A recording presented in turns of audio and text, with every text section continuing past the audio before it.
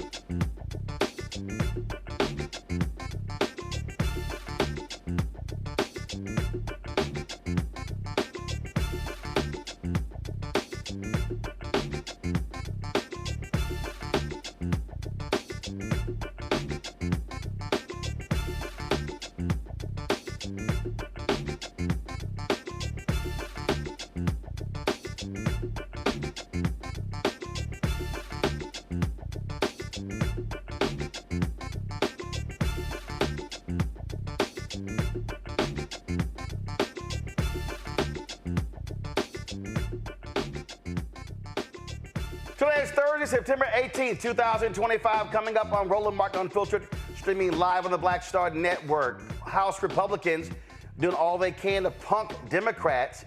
They're pushing a resolution honoring the life and legacy of Charlie Kirk, plus condemning political violence. So why are Democrat leaders talking about voting for it? We'll talk to Lauren Victoria Burke of Black Virginia News about what is going on in the House. Also, the right are trying all they can to blame the left since Kirk's death, and we also expose some of the hypocrisy behind these claims.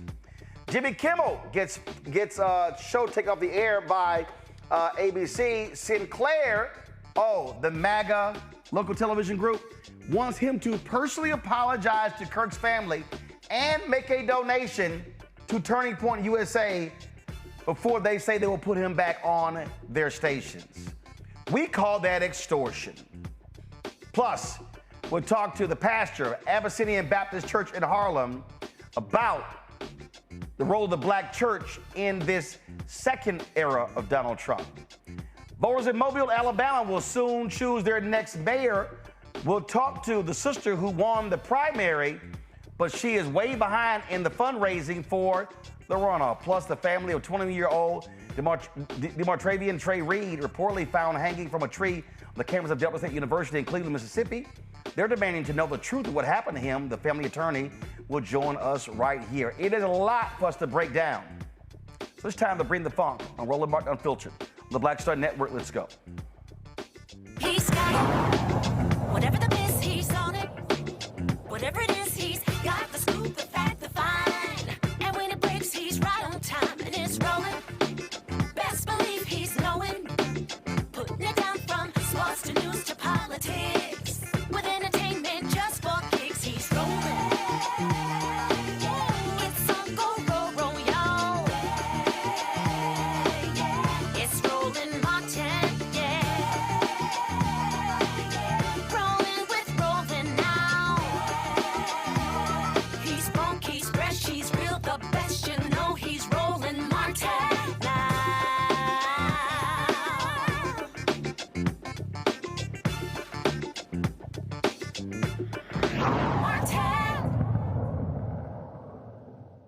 The Republican-led House has voted to advance a resolution honoring the life of Charlie Kirk and condemning political violence. Lawmakers voted in favor of advancing the measure and a bill to avert a government shutdown in a joint mechanism known as a rule vote. Rule votes are procedural hurdles that commonly tie together unrelated pieces of legislation that, if adopted, allow House lawmakers to debate each measure individually. Resolution 719, titled Honoring the Life and Legacy of Charlie Kirk, was sponsored by Republican Speaker Mike Johnson. Now, here's the whole deal with this here. So I'm going to walk y'all through this. Go to my iPad, Anthony. This is the resolution right here, okay? And so you see right here all of the Republicans who support this bill. Now, I'm going to actually read the full resolution because I need y'all to understand the game that Republicans are playing here and what they're trying to force Democrats to do. And yes, there are a number of Democrats who are ready to fall for the banana in the tailpipe. All right, so it says, whereas Charlie James Kirk, born October 14th, 1993, was a courageous American patriot whose life was tragically and unjustly cut short in an act of political violence on September 10th, 2025, at Utah Valley University. Whereas Charlie Kirk was a devoted Christian who boldly lived out his faith with conviction, courage, and compassion. Whereas Charlie Kirk was a dedicated husband to his beloved wife, Erica Kirk, and a loving father to their daughter and son, exemplifying the virtues of faith, fidelity, and fatherhood. Whereas Charlie Kirk was a fierce defender of the American founding and its timeless principles of life, liberty, limited government, and individual responsibility. Whereas Charlie Kirk, at 18 years old, founded Turning Point USA in 2012, a student movement with the mission to identify, educate, train, and organize students to promote the principles of fiscal responsibility, free markets, and limited government. Whereas Charlie Kirk became one of the most prominent voices in America, engaging, they literally wrote this, engaging in respectful civil discourse across college campuses, media platforms, and national forums, always seeking to elevate truth, foster understanding, and strengthen the republic.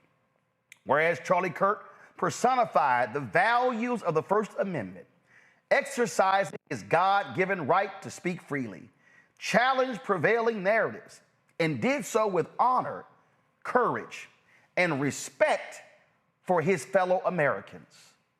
They actually said that. Whereas Charlie Kirk's commitment to civil discussion and debate stood as a model for young Americans across the political spectrum, and he worked tirelessly to promote unity without compromising on conviction. Whereas the assassination of Charlie Kirk was not only a heinous act of violence, but a sobering reminder of the growing threat posed by political extremism and hatred in our society. Whereas such acts of politically motivated violence are antithetical to the principles of a free republic, in which differences of opinion are to be debated, not silenced, with civility, reason, and mutual respect. Whereas the rise in targeted violence against individuals for their political beliefs undermines the very fabric of our constitutional democracy and chills the free exchange of ideas essential to a healthy civic society. Whereas leaders at every level, government, education, media, and beyond, must stand united in unequivocal condemnation of political violence, regardless of their ideology. Whereas the tragic loss of Charlie Kirk must not be allowed to deepen the divides in our nation, but instead serve as a turning point to recommit ourselves to better angels and to the timeless American principles of liberty, governed by truth and the virtues of peaceful dialogue with, and whereas Charlie Kirk would not have us respond to his death with despair, but rather with renewed purpose to speak truth with courage, to stand firm in faith, to seek unity while standing firm in principle, and to serve as living reminders of the values he championed, faith, family, and freedom.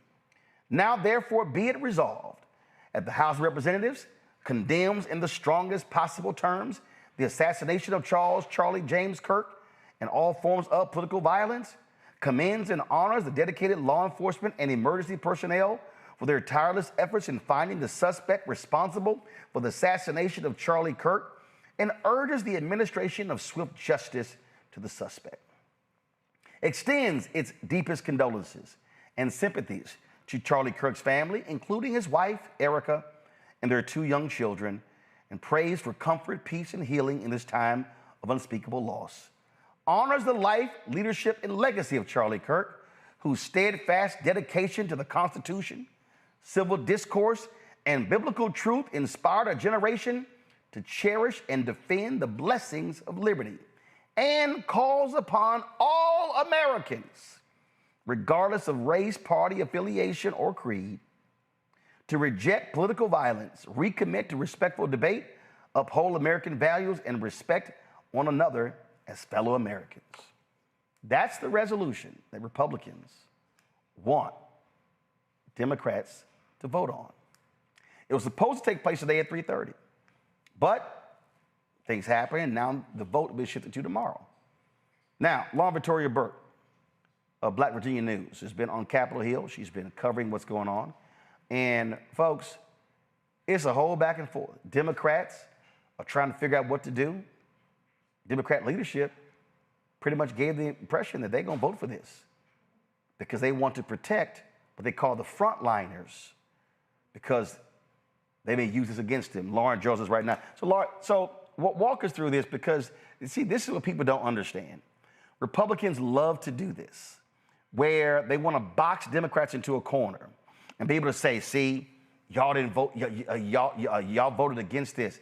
Now keep in mind, the same Republicans, when then Congressman Jamal Bowman had a resolution to condemn white supremacy after 10 black people were gunned down at a grocery store in Buffalo, all Republicans except one voted against that resolution.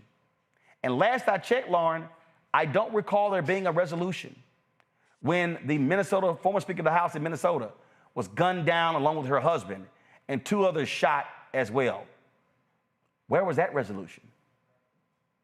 That's a good question. One of the things to remember, as you just said, is this is an attempt from a messaging standpoint by the Republicans, of course, to box the Democrats in and be able to say when it's all over, see, you really are for violence because you couldn't even vote for this simple resolution that we put forward. Now, as you just read and as everyone just heard, there's a lot there. So usually these resolutions are fairly straightforward.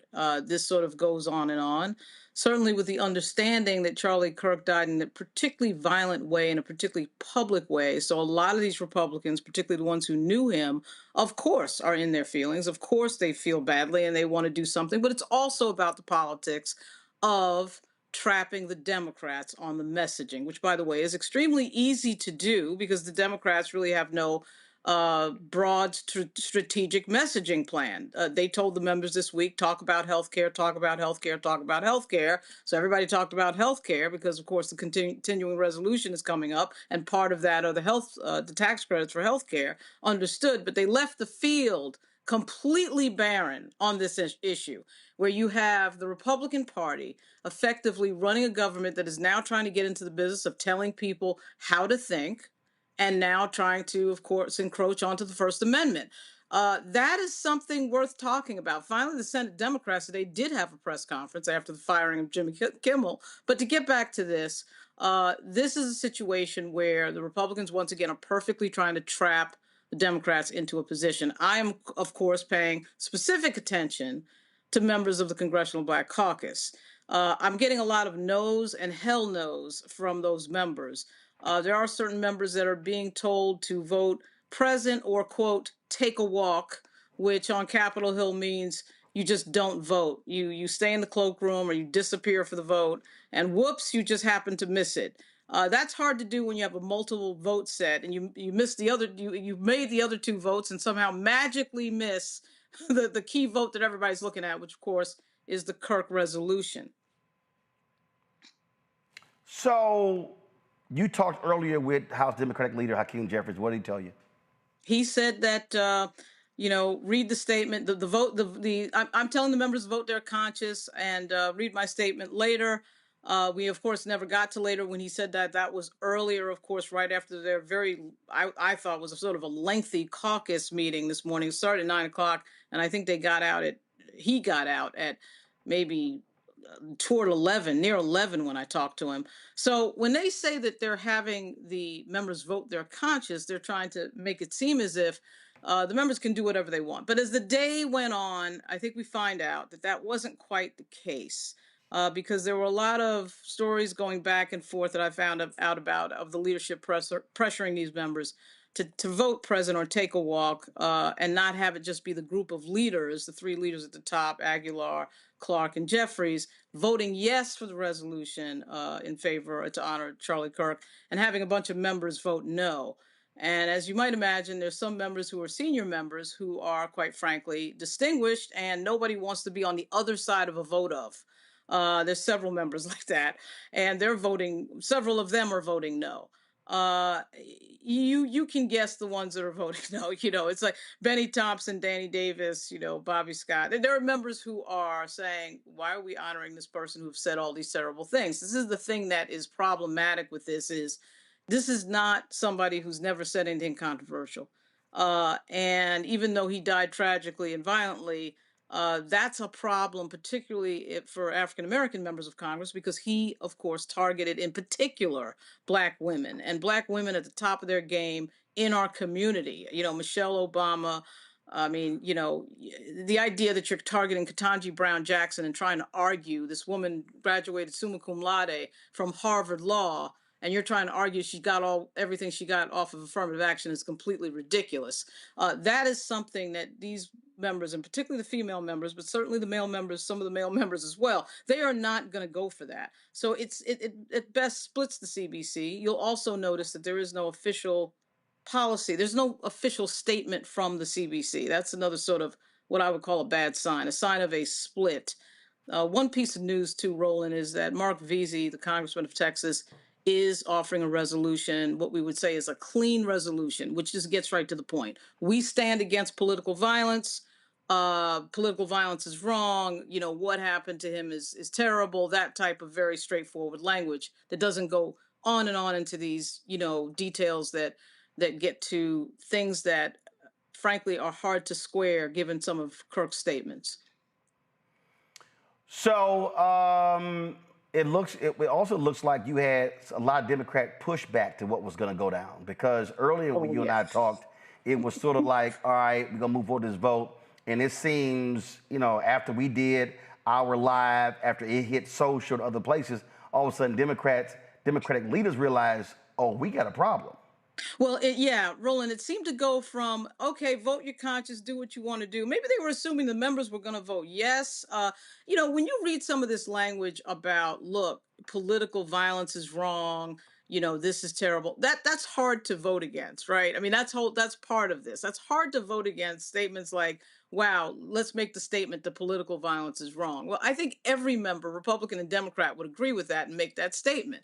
But the problem is, if you listen to the quotes of Charlie Kirk, and particularly with regard to quotes with regard to Black women, but not only those quotes, that's problematic. And it's also problematic when you have constituents who don't know all the details of all of this stuff. They've seen the clip reels of Charlie Kirk. There was another one that came out last night that Tara Setmeyer put out there that was just running the things that he has said over the years. That is hard to explain to your constituents who are seeing this person on social media say negative things, very biased things, very racist things about members of the Black community. And then you voted to honor him. I mean, you know, everyone understands that your member of Congress is against violence. Nobody was for what they saw happen on that video last week. Absolutely nobody. But the Republicans are trying to make this a one-sided argument that the Democrats are all Antifa, that the Democrats are pro-violence, and that is why they're trying to sort of corner them into this vote. All right, so you made a point about what Tara Setmeyer posted last night. It's about a 6-minute video. I actually want to play that so people can actually hear for themselves. So this is what she posted on Twitter last night. One more thing that's on my mind tonight, and conservatives everywhere, the idea that people are saying, well, he was an extremist, or he was a racist, or he was a Nazi, or a misogynist, whatever. Charlie Kirk was a mainstream conservative Republican. He had views that are held by tens of millions of people, including more than half the country in the last election. If I see a Black pilot, I'm going to be like, boy, I hope he's qualified. It begs the question, when you see a Black pilot, you wonder, you say, I hope they are qualified. And in the spirit of affirmative action, we have Ramon and Cadillac are your two pilots. They've never flown before, but they are Black. If I'm dealing with somebody in customer service who's a moronic Black woman, is she there because of her excellence, or is she there because of affirmative action? I'm only here because of affirmative action. Yeah, we know you do not have the brain processing power to otherwise be taken really seriously. The war on white people continues. You had to go steal a white person's slot to go be taken somewhat seriously. We are raising a generation of weak people like Simone Biles. LeBron James is a self-interested, narcissistic, and we know he's not very smart. You're representing your nation. You're selfish sociopath, not very bright, not wise, not somebody of good character. She is a shame to the country. Blacks in America did not have the same rights they had today. Data shows they were actually better in the 1940s. Let's get loud for Kyle Rittenhouse. I'm also going to offer some context and some nuance about the death of George Floyd that no one dares to say out loud. which is that this guy was a scumbag. Remember what BLM stands for? Burn, loot, and murder. Now, does that mean it deserves to die? That's two totally different things. Of course not. Prowling blacks go around for fun to go target white people. That's a fact. There's no such thing as white privilege or racism. So black people are allowed to talk about black culture in a way that white culture cannot. Black people can go up and say that there's a baby mama problem in black America, and white people are not allowed to say that. Oh, I just did. So what are you going to do, cancel me? Black people are allowed to say, black people are allowed to say, I'm a grown man, I got way black people are allowed. Skin color now gets their own summertime celebration. Oh, wow, look how far blacks have come. It has now become a racial complaining day. Thomas Sowell and Justice Clarence Thomas are far better black role models to celebrate than Martin Luther King. This guy is not worthy of a national holiday. There's a mythology around MLK that does not warrant the reverence that he gets treated with in America. We have a federal holiday to a guy that talked about race all the time. Kirk describes King as, quote, a bad guy. It's true. We celebrate the Civil Rights Act more than the American founding. The country made a mistake when it passed the Civil Rights Act. Also true. The Democrats are not lifting a finger to remember the well over 100 people that have died in Texas Hill Country. The death toll likely would not have been as high if it wasn't for DEI. Ketanji Brown Jackson is what your country looks like on critical race theory. You're going to remove my appendix and you're a black lesbian? Ketanji Brown Jackson is an embodiment of the tyranny that we currently live under. She's an ideological, unintelligent, yet confident fanatic. Why does Kirk believe passing the Civil Rights Act was a mistake? Now, again, apparently they don't listen to the show because we do that at least once a week, right? So she wants to be the first ever black woman on the Supreme Court, yet she won't even admit that she's a woman. The transgender movement is an introductory phase. These doctors need to be put in prison to get you to strip yourself of your humanity. A Nuremberg-style trial to mesh with machines. Interestingly, I think there is an argument to bring back the MRS degree. Reject feminism. Young women need to get married at a younger age and start having kids. I'm studying sociology. No, you're not. We know why you're here. Submit to your husband, Taylor. You're not in charge. You will find a husband if you have the intent to find a husband. You got to change your name. If not, you don't really mean it. Democrat women want to die alone without children. A lot of them are on birth control too, and birth control really screws up female brains, by the way. It's really rich. I didn't know women not to complain 50 years ago. That's funny. We should tell them to stop freezing their eggs and start finding their partner earlier and have lots of babies. Every single one of you need to make sure that your loved ones are not on birth control. So materially insane to think that 1 in 5 American women will be raped in their life. It is. I agree. No, meaning that they're lying about being raped. You're comparing abortion to the Holocaust. Absolutely, I am. In fact, it's worse. It's worse. Because Jewish donors have been the #1 funding mechanism of radical, open border, neoliberal, quasi-Marxist policies. By the way, this is my other problem with death penalty. It takes too long, too many appeals. It should be public. It should be quick. It should be televised. Well, at what age should you start to see public execution? 16. I think you could do it earlier. I think you maybe at age 12. I want to watch that execution. That'll make my day better. A lot. I mean, Joe Biden is a bumbling, dementia-filled, Alzheimer's, corrupt tyrant who should honestly be put in prison and or given the death penalty for his crimes against America. The Democrat Party believes everything that God hates. We're dealing with maggots, vermin, and swine here. These are not good people. They're not even a little bit good. In fact, I know people that went to Haiti passively as agnostic atheists, and they came back searching for Jesus because they saw legit demonic activity. Kamala Harris wants to see the elimination of the United States of America. Democrat Party supports everything that God hates. There's not much you can do, folks. You have a government that hates you. You have a traitor as a president. Buy weapons. I keep on saying that. As top Republicans reject any link between GOP rhetoric and Paul Pelosi assault. If some amazing patriot out there in San Francisco wants to really be a midterm hero, someone should go and bail this guy out. Native-born Americans, you better buy weapons, everybody. Have a lot of guns at your disposal. I would never leave your home without a weapon. I think it's worth to have a cost of, unfortunately, some gun deaths every single year so that we can have the Second Amendment to protect our other God-given rights. We actually need looser gun laws because I think that Oh, yeah. They said we have more guns at the Turning Point HQ than you could imagine. Yeah, if anyone ever tries to come, that will not end well. Oh, no.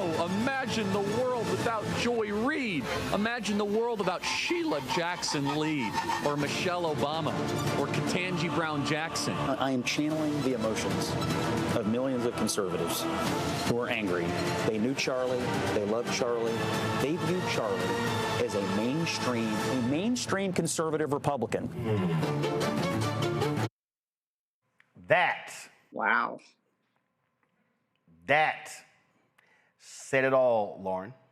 Yes, it did. One of the reasons why we haven't seen that, of course, is because legacy media is now being taken over by the right. I mean, let's face it, ABC and CBS in particular.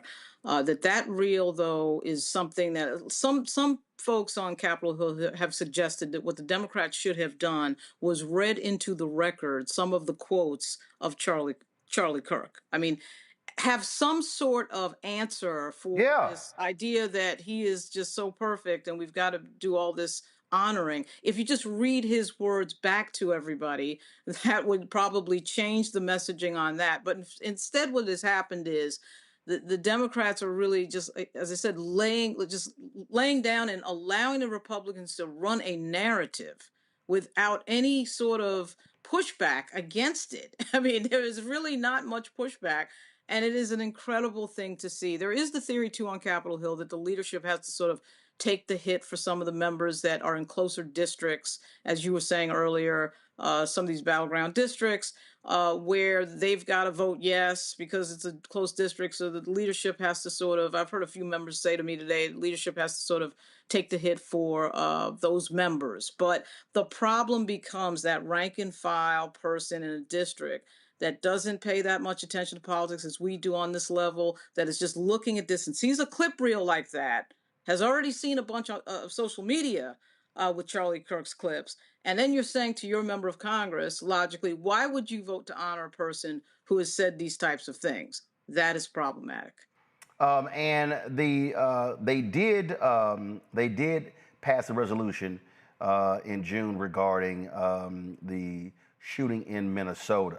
Go to my iPad, and if you look at this, they describe what took place. They describe the individual, and then they say in here, whereas when these violent acts expose division, must persevere and pursue democratic principles, resolving the differences through debate and civil discourse. No, first of all, it's a very short resolution. It does not even remotely compare to how laudatory it was about Charlie Kirk being a Christian and family person, and how he didn't say, and he welcomed debate with all Americans and all sorts of stuff like this, as if that clip, that video we put there never even existed. So, so now it's going to be a question of, are you going to have Democrats who are going to say, no, I'm sorry, you want me to vote on a resolution that leaves out a whole bunch of stuff, and somebody who you want Democrats to vote on something where Charlie Kirk attacked very members of that chamber, like Congresswoman Jasmine Crockett, Congresswoman Maxine Waters, and others. Exactly right. And I can tell you that last votes about an hour ago, I was getting a lot of no's and I was getting a lot of hell no's. And the hell no's typically came from the lady members of the Congressional Black Caucus. It will be very surprising to me if any of the lady members of the Congressional Black Caucus vote yes on that resolution. Now, the VZ resolution, effectively condemning political violence in a very straightforward way, may give them an out. So we're probably going to see more news tomorrow about the Mark VZ resolution, which is, of course, going to say that it's against political violence, be a more straightforward set of wording with regard to the what happened, the murder of Charlie Kirk, and it just stated a lot plainer than what you saw from the Republicans. Absolutely. All right, Lauren Victoria Burke. We'll see what happens tomorrow. Appreciate it. Thanks a lot. Thank you. Thank you. I'm going to go to a break. I know my panel cannot wait to talk about this. You're watching Roland Martin Unfiltered on the Black Star Network. Oh, and by the way, yes, this is one of our newest shirts. You see right here, it says Resist 47. You can get it at shopblackstarnetwork.com. And so you got all the information on here. And so if y'all want to get this shirt, go to shopblackstarnetwork.com. Shopblackstarnetwork.com. You can get our products plus all these black-owned companies that are to my right as well. All right, folks, I'll be back in a moment.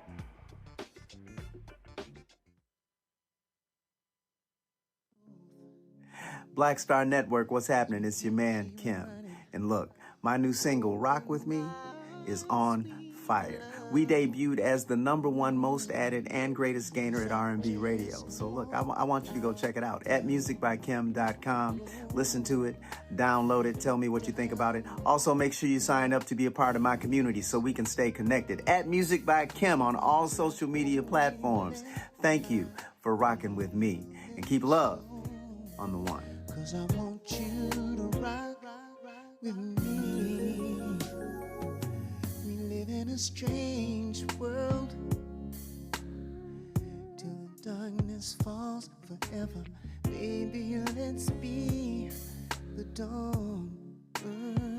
When it feels like it's taking me over, you're making me stronger, my sweet love. What's good, y'all? This is Doug E. Fresh, and you're watching my brother Roland Martin Unfiltered as we go a little something like this. Hit it. It's real.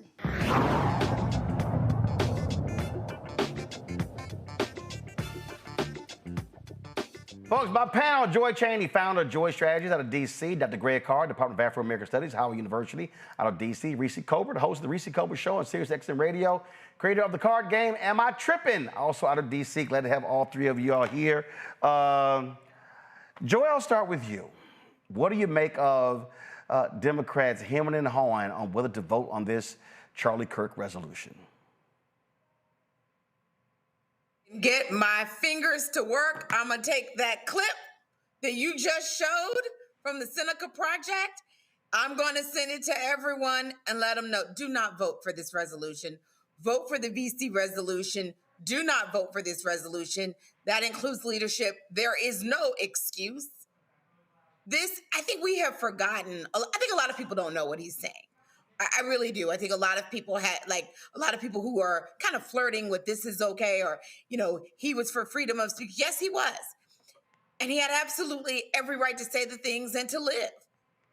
We've already said that. I'm not going to say it again because I don't support political violence, and no one on the Democratic side has ever said we do. That is not the case for him. And the fact of the matter is, we do not have to sign a resolution, a vote for a resolution that supports and holds victorious the things that he said about us. That would mean we are fools. Don't be a fool. You can vote against political violence, as you should. You can have a companion resolution. You can go on there and you can vote, and you can read Charlie Kirk's word for yourself. On the floor, let that be your floor speech. Yep. Letting him know why I can't support this resolution that would lionize him. There's nothing to lionize. Reese.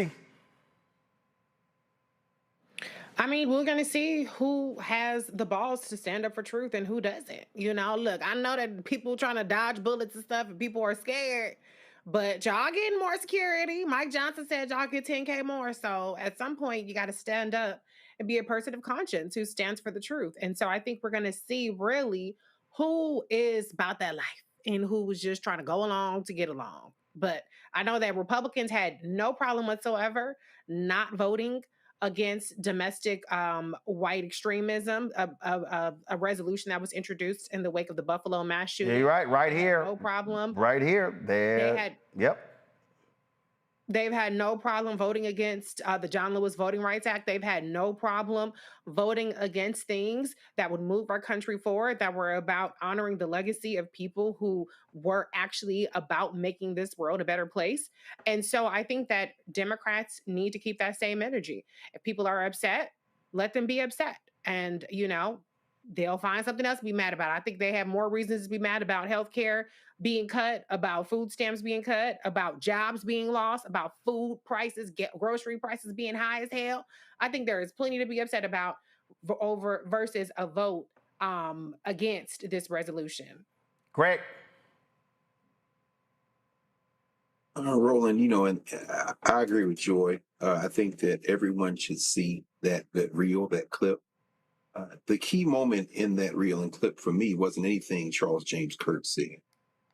When he was in one of his rants and there were two young men of African descent standing there, what one of the young men said I think is something that I think should really be the guiding force for how we move forward.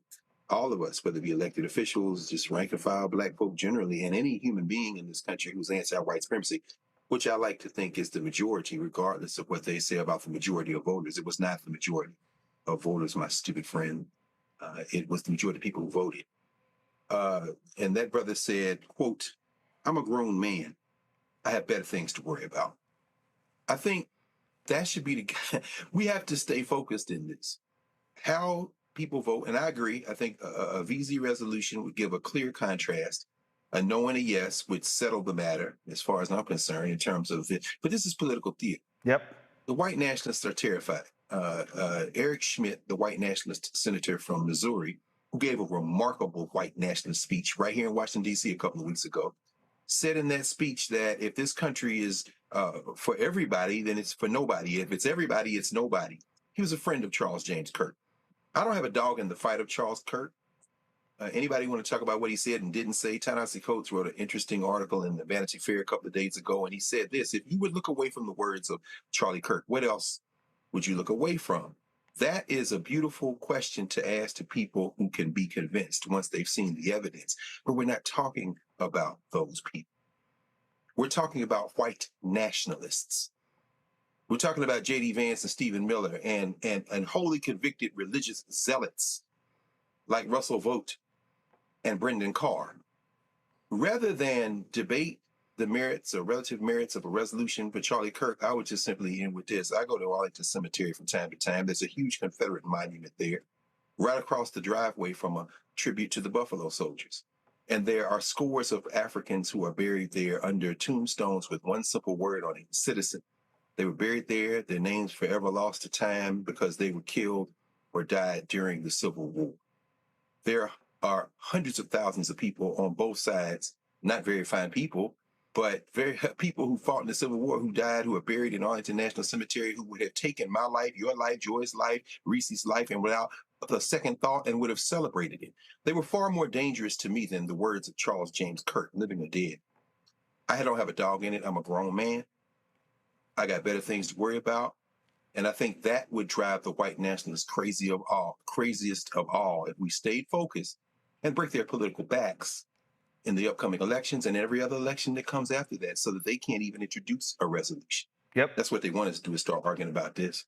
Yeah, absolutely. But again, this is, people need to understand, this is what happens when you have power. Now, this week, we've shared with you a number of videos from black pastors speaking from the pulpit, not just about the shooting of Charlie Kirk, but also the white nationalism, the white Christian nationalism that we are seeing take place all across the country. It's happening everywhere. Reverend Kevin Johnson, the senior pastor of Abyssinian Baptist Church in Harlem, spoke about what's going on. This is what he had to say. Even our founders of the United States of America knew that this nation, even from its Genesis ex nihilo moment, was not perfect. They understood that it was a work in progress. They recognized that America needed to keep growing, needed to keep changing, needed to keep becoming more diversified, needed to keep becoming better than it was.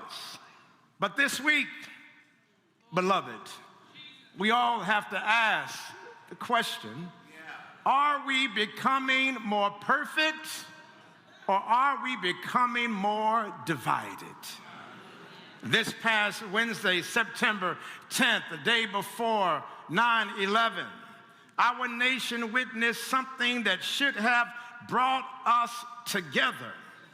Tragically, a 31-year-old ultra-conservative MAGA leader was murdered in broad daylight. And on the same day, even though it didn't get as much attention, there was a mass shooting that took place in a school in Colorado. Lives were lost. Families were broken. And a nation had been further shattered. And what disturbed me more than anything was that instead of our political leaders mourning together, serving, if you will, as the pastor in chief of the nation, seeking unity in our shared humanity. What did we see?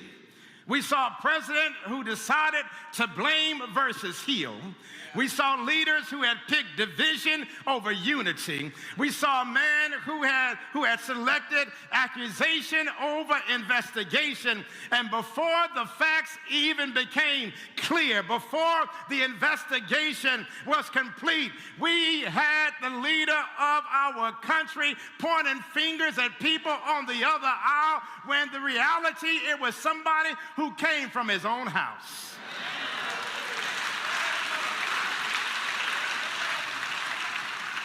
And I don't know about you, but this past week I was praying and hoping that in this moment that we would have some grown-ups in the room. We needed to bring America together, and that's the reason why we posted that video of Pastor Butts on 9/11, is because it's at moments like that we need leaders to bring our country together.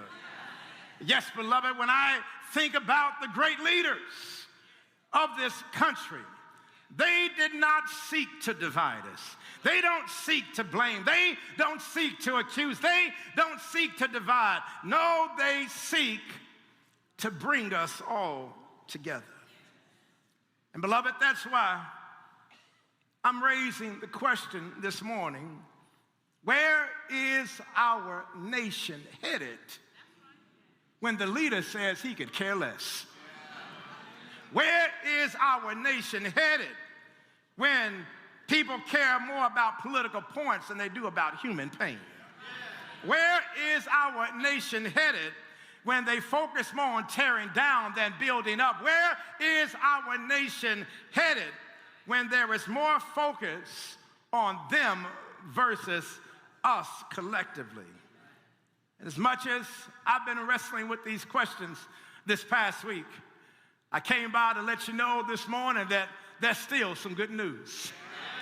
Because God has not given up on America.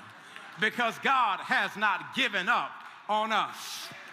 And beloved, that's why we've got to understand that yes, we may be divided. Yes, we may be hurting. Yes, we may be broken. Yes, we may be going through some situations. But I want to remind us today that our God is not done with our nation. Reverend Johnson joins us right now. Glad to have you here on Roland Martin Unfiltered. I understand the sentiment that you laid out there, but let's be clear. Everything that we are seeing, everything that you preach about is laid out in Project 2025. Yeah. What Brendan Carr is doing with the FCC in bringing media to heal, he wrote that section in Project 2025.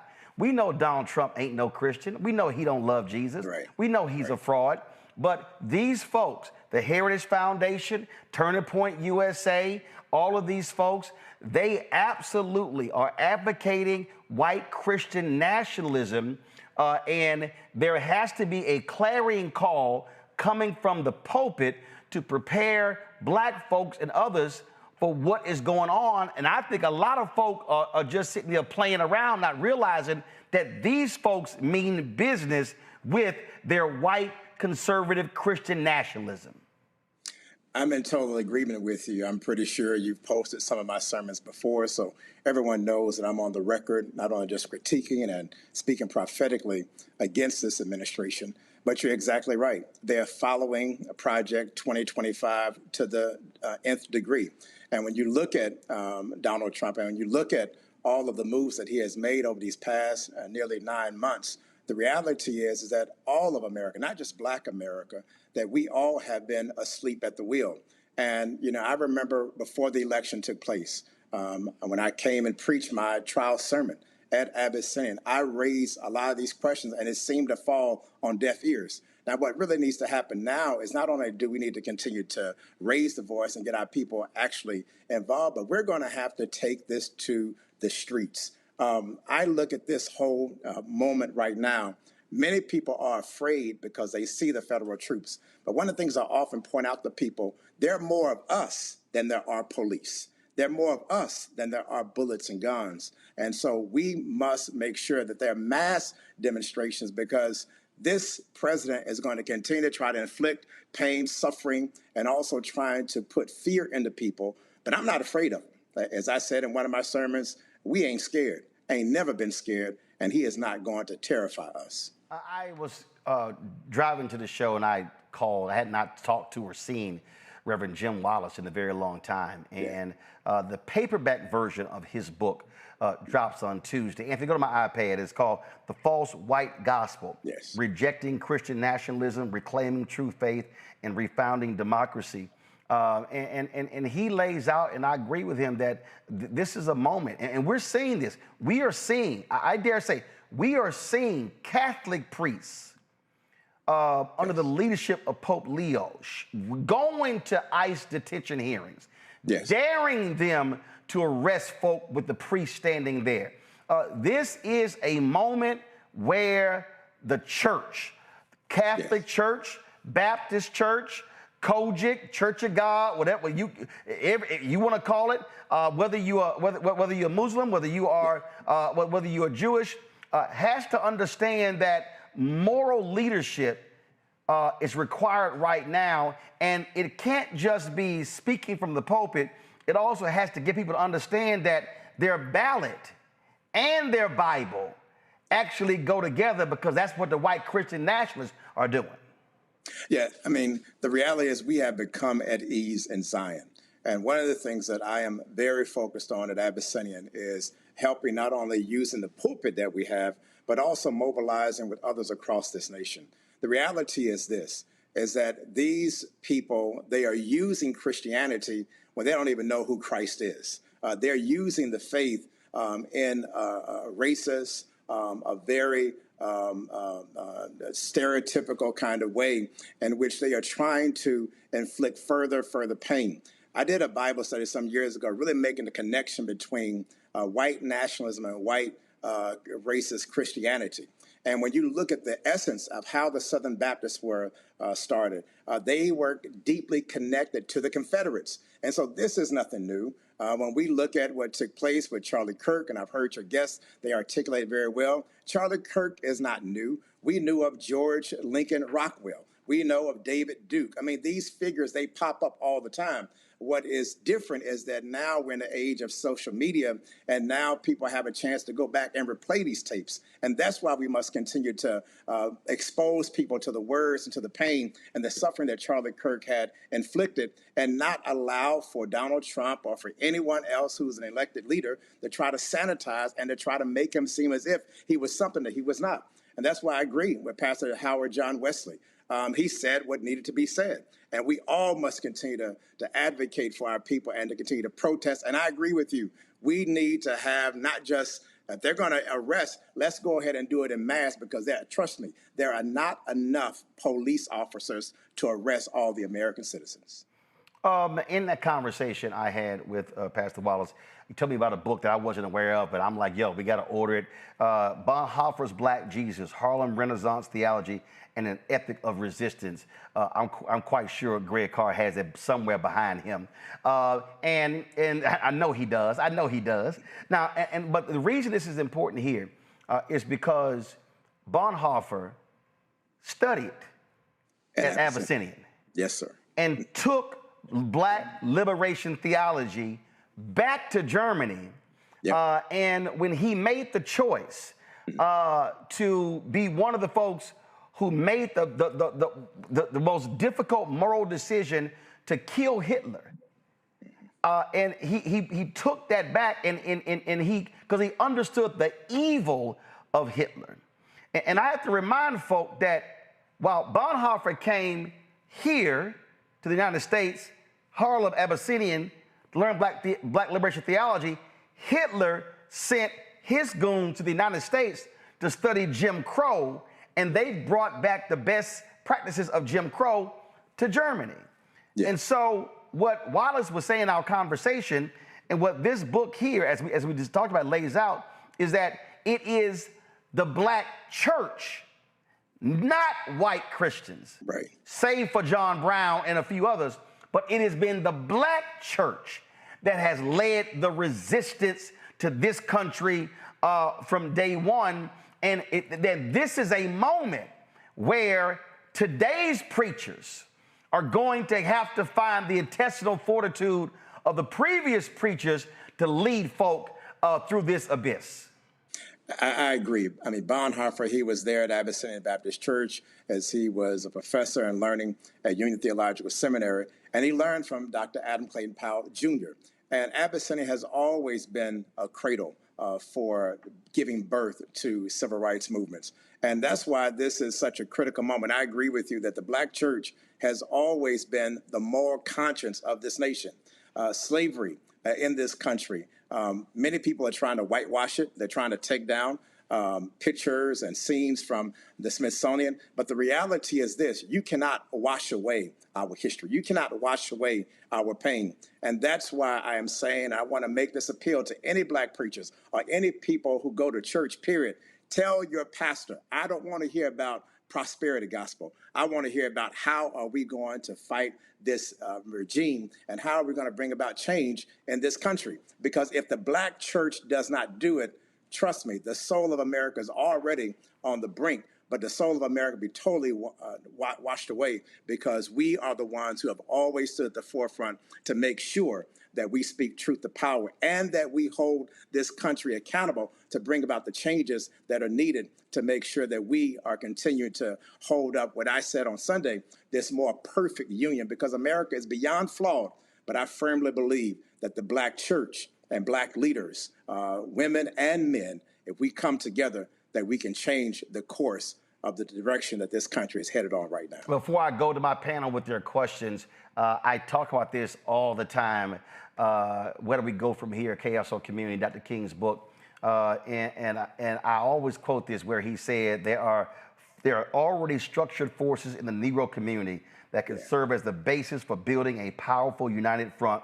The Negro Church, the Negro Press, the Negro fraternities and sororities, and Negro professional associations.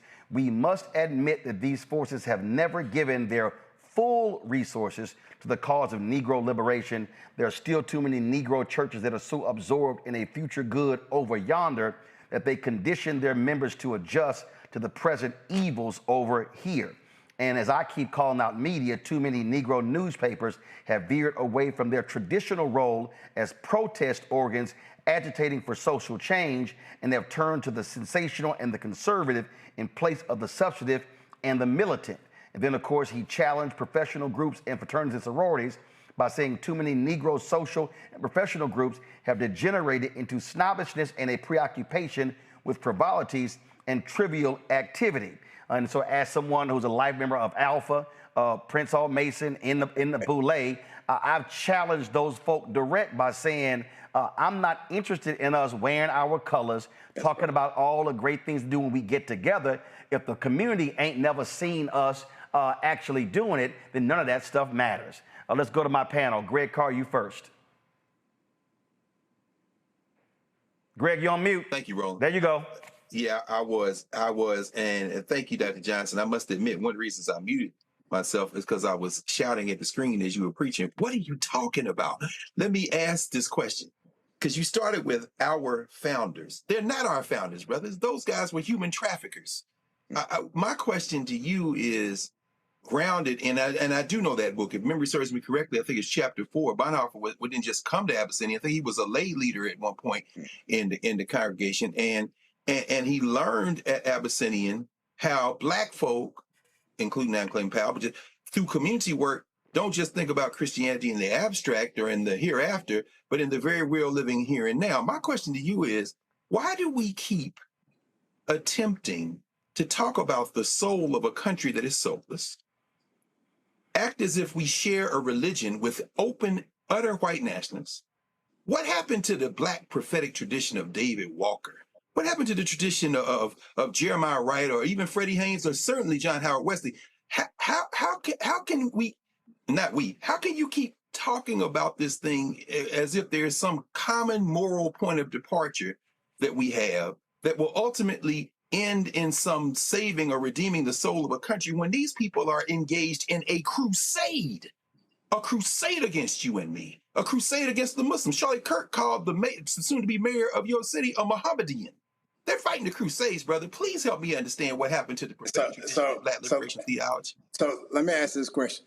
Have you actually heard any of my sermons? Because I don't think you have. I just heard, because I heard what you just heard today. You asked the question. I'm answering the question. I heard you say our No. founders. You asked Answer the that question to me. Who is our founders, brother? If you go back and you listen to any of my sermons, you will see that I have been out there speaking truth to power. So I take real issue with what you just said. So I'm going to go ahead and set the record straight. I have continued to be a voice. Just go onto my Instagram page, DRKRJ, and you will see that I have been at the forefront, just like all the others that you mentioned. I come from that Morehouse tradition. So I'm not going to let you sit up here and try to paint me and some other brush, brother. I'm not going to let that happen. I'm just asking you a question. When you say our founders, who are you talking about, man? Listen, whatever you want to call it, listen to my tapes. Listen to what I have said. Listen to how I've spoken truth to power. No, listen. No. I want you to go back and listen. What you're basically saying is that you don't even know what I preached about. I asked you a question about what I just heard you say. Yeah, you didn't answer. And I'm answering your question. Go back and listen to my sermons. I got you. I appreciate you, brother. Yeah. Reese. Thank you, Reverend Dr. Johnson, for being here. My question is, a lot of what I've been hearing is people trying to use religion to kind of sanitize what Charlie Kirk did. And I think that what we've seen is this homophobia and transphobia really kind of making a dent under the pretext of, religious beliefs in empowering these white nationalists and this white Christo nationalist movement. What is your take on people kind of trying to sane wash what Charlie Kirk was saying because of his supposed religious beliefs that they identified with? You can't sane wash evil. You can't sane wash racism. You can't sane wash anything that is denying somebody's agency and their humanity. And that's why I have continued, and I continue to do, even right now, as I continue to preach and teach and let our community knows that we're under attack. We are under assault. This is beyond a deliberate attempt to erase us as a people. Earlier this year, I came out beyond forcefully. I preached a sermon called We Ain't Scared. And I said, are we mad? Are we angry? Are we frustrated? Yes. I said, are we scared? I said, hell no. And it was at that moment, because I was the first preacher this year who actually started to take on the Trump administration the way that you're now starting to see other preachers. And I think we need more voices, not just my voice, not just Otis Moss's voice, not just Howard John Wesley's voice, not just Jamal Bryant's voice, but we need a plethora of voices, and not just the voices, but we need action on the street in order to speak truth to power. Joy. I love this conversation. What are you hearing from your fellow leaders? You don't have to give names, but are they responding to your call that they join you and Patrick Wesley in speaking out, but also not just pastors, the leaders of some of our social organizations? I'm in many of them too. And I am profoundly disappointed. And the Democratic Party. What are you hearing from them? What are you saying to them? Yeah. Unfortunately, like Roland mentioned, I'm an Omega. I'm a part of the Boule. Many Black people and many professional people, they're just pretty much at ease in Zion. They're not viewing this as it's impacting them. And the place that is speaking most about this are really about 5 Black churches: Abyssinian, Trinity, New Birth, Alfred Street. There are not too many churches that are really speaking truth to power. And unfortunately, we're in a place right now that our fraternities and sorority organizations are not doing enough. And I think some of this also has to do with the recent election. I've heard a lot of people say that this is not my fight, that this is white on white crime. When you hear people on the streets, and I hear that comment, but the reality is that we are the ones who are being targeted. 400,000 Black women have lost jobs. My wife is one of them. She was a diversity, equity, and inclusion officer at her law firm, And now that's been since April. She still hasn't found a job. And so I know this personally, that this is impacting our families. I have 2 daughters who are at Spelman College, and they are being impacted. Our daughter last week, right after Charlie Kirk got murdered, the next day, my daughter at Spelman was on lockdown. And so this is impacting all of us. And I just wish that we had more conscious Black people who really understand that this is an assault on us, and it is an attempt to try to erase us completely from the map, and at minimally to make us servants to them again. Pastor, I also think there's something we do, and I just got to go ahead and say this because it drives me crazy. I was having a conversation last night, and yet last night's show, I blasted Vibe magazine for this awful reporting dealing with Dame Dash and Revolt. And some folks were like, well, you know, some people others say, well, I don't really want to say nothing because I don't want to bring somebody Black down. And I said, first of all, that ain't bringing somebody Black down. I said, that's called accountability. Yeah. And I also think too often what happens is we also shy away from rigorous debate. You know, the exchange you and Greg just had there. My whole deal is, guess what? It was great. I'm fine. But here's my whole deal with it. That's nothing compared to the conversations I saw at my grandparents' house when my aunts and uncles and my grandfather used to go at it, and they would they would tell a kid, you can jump in this, but we ain't gonna treat you like a kid. Right. And so that's why I learned my debating skills. And I think what also has to happen is, I think Black folks, we've also got to push one another, challenge one another to be able to get at where we're trying to go, and we can't be afraid to do that. And I've been in so many meetings and groups and folks sitting here, well, respectfully and this, that, and the other, and I'm like sitting like, man, can you just say what you want to say? Yeah. We need to have that back and forth, and some folks say, well, don't do it on the air, do it privately, but it's still needed in order for us to get where we're trying to go. I wholeheartedly agree with you. I received 2 phone calls after I preached a sermon 2 weeks ago at Abyssinian.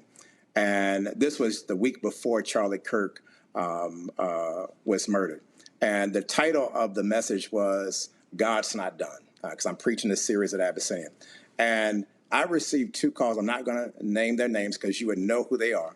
But they are well-known people who called me and said, Kevin, one of them said, we're dealing with mad dogs. He's a mad dog. And what the person was trying to say is that, you know, be careful. Another person came to me and said, do not let Donald Trump come out of your mouth. And again, I'm saying to myself, they're older persons, but they come from a generation where you kind of get in line. Mm-hmm. I'm not from that generation. I'm going to speak my mind. I am not afraid. And as I said to Dr. J. Wendell Mapson on his podcast a few weeks ago, many young preachers are afraid of standing alone. I don't mind standing alone. I don't mind speaking truth to power by myself. And to be quite honest, to me, I will die for the cause of Black people. I love Black people, and I'm going to keep fighting for Black people. But most preachers are just comfortable. One, they don't live in the community. They live in the suburbs, so they go back to a nice, beautiful house. But you got to be connected to the people. You got to know the struggles and the pains that they're going through. And you have to know that if we don't speak up for them, they don't have another voice. Mm. And I often tell my church class, some deacons say to me, Pastor, be cool. I'm like, I can't be cool. Right. I have to be the one speaking because I can say what you cannot say.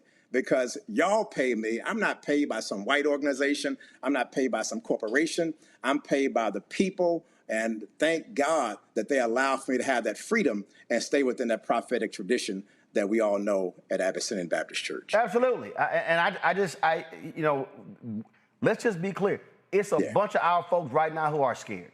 We got some folks who sitting here, we don't really want, man, Roland, man, I mean, you know, be careful. I don't know if you want to say that. You know, it's some folks sitting here, man, you really shouldn't wear that shirt that say resist 47. And I'm sitting here going, I'm sorry, how can we run around? And it just ticks me off. Like in this studio right here, Anthony, get a shot of this. In this studio, that's Ida B. Wells on that wall. That's Harry Belafonte on that wall. That's James Baldwin on that wall. In the office in there is a mural that says, from the nation's first black newspaper, Freedom's Journal, March 16, 1827, we wish to plead our own cause, too long have others spoken for us.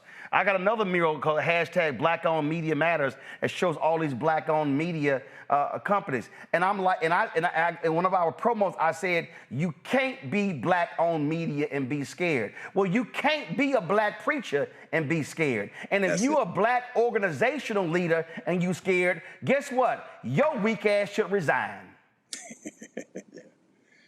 I'm in total agreement with you. I could not have said it any plainer than the way that you did.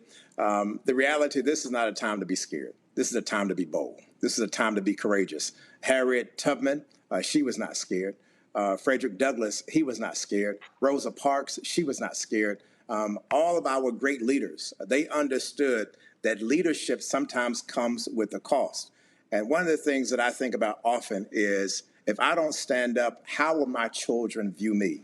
And my daughter and my son, they often say to me, Dad, I'm proud of you for you speaking up and for your courage. And what I'm really trying to teach them is that at the end of the day, we're all that we have. White folks are not going to advocate for us. Hispanic people are not going to advocate for us. Jewish people are not going to advocate for us. Black people must advocate for themselves. And if we don't do that, shame on us. I was at a school choice conference, I think it was in Nashville, and we sitting around, it's probably $12, $15 billion in a room. And we were talking, and my initiative was school choice is the black choice. There was only 2 black people in the room. And there was a Hispanic guy in the room. He says, you know, I keep hearing all this black this and black that. He said, I'm for people of color. I said, hey, man, let me be clear with you. I said, I'm here for black people. I said, now, if you want to launch school choice, is a Hispanic choice? I said, be my guest. But Roe is here for black people. And I said, and y'all ain't doing nothing in this room unless y'all can deal with the black caucus, y'all can deal with black churches. I said, so y'all might want to get that through y'all heads. And the whole room was like, okay. And I'm like, I don't care. Didn't matter if it was it was only 2 black people in the room. I was one of them, and that's the only thing that matters. Last thing, Dr. Carr mentioned Reverend Dr. Frederick Douglass Haynes III. He was my pastor in Dallas, also my alpha brother. He announced, the church announced on Sunday that he's taking a leave of absence for a medical procedure. I have not talked to him, and we did text. And so I just want everybody to be in prayer for Dr. Haynes as he is dealing with this medical issue. And so we will certainly be praying for my dear brother. Thank you. I love Dr. Haynes. And I don't know if you know it or not, Roland, you and I are Texas homeboys. I was born in Dallas, so I'm a Texan. But I'm praying for Dr. Haynes and praying for his family, and I know that God will bring him through. So here's a question. You born in Dallas. What football team you cheer for? Listen, I'm a Cowboys fan, but Jerry Jones, he's nothing but a plantation owner. See, right there. Pastor, you were doing good there, Pastor. But you had to mention them dang Cowboys. Listen, that's the truth. You see the blue. I hate them more than I hate. I'm like, he makes it very painful, especially when he showed Charlie Kirk the other day. I said, Lord have mercy, Jesus. I said, you just make it very difficult for a black man to keep supporting the Cowboys. Well, you should support the Cowboys. I hate them more than I hate the Klan. All right. Pastor Johnson, I appreciate it. Thanks a bunch. Look forward to having you back. Keep preaching, and we'll keep showing it. Thanks a lot. Thank you. Folks, quick break. We come back. We're going to talk to the sister trying to become the next mayor of Mobile, Alabama. Black people, I need y'all to vote in mass, because her opponent, who she beat in the primary, has outraised her by $1 million. We should be voting like we ain't never voted before. We're going to talk to her next. Right here, Roland Martin Unfiltered, the Black Star Network. Support the work that we do. Join our Bring the Funk fan club. Look, we're trying to raise $1 million. Y'all, we're doing some amazing stuff. Launching 2 new shows. Redoing our website to a black news portal. Trust me, ain't nobody in America doing what we're doing here at the Black Star Network. Your support is critical to our success, so please support the work that we do. If you want to give via Cash App, use the Stripe QR code. You see it right here, bottom left-hand corner. PayPal is R Martin Unfiltered, Venmo RM Unfiltered, Zelle Roland at RolandSMartin.com, Roland at RolandMartinUnfiltered.com. Checks and money orders, make it payable to Roland Martin Unfiltered, P.O. Box 57196, Washington, D.C., 20037-0196. And y'all got to give me some grace, because when y'all mail these checks, I got 200 right now. Y'all got to open every envelope. I got to separate them, sign the back, take a picture. I got to do all that, so it ain't as simple. So y'all like to check clear? Y'all just give a brother some time. It ain't easy. Let me be real clear. I don't hand these checks to an intern or to a staffer. I do it myself. So if y'all gonna use a check and money order, it's gonna take some time, all right? I'll be right back.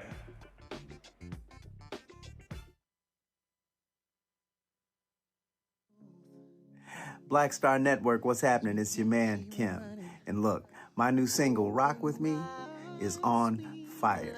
We debuted as the #1 most added and greatest gainer at R&B radio. So look, I want you to go check it out at musicbykim.com. Listen to it, download it, tell me what you think about it. Also, make sure you sign up to be a part of my community so we can stay connected. At Music by Kim on all social media platforms. Thank you for rocking with me. And keep love on the one. 'Cause I want you to rock with me. We live in a strange world till the darkness falls forever. Baby, let's be the dawn.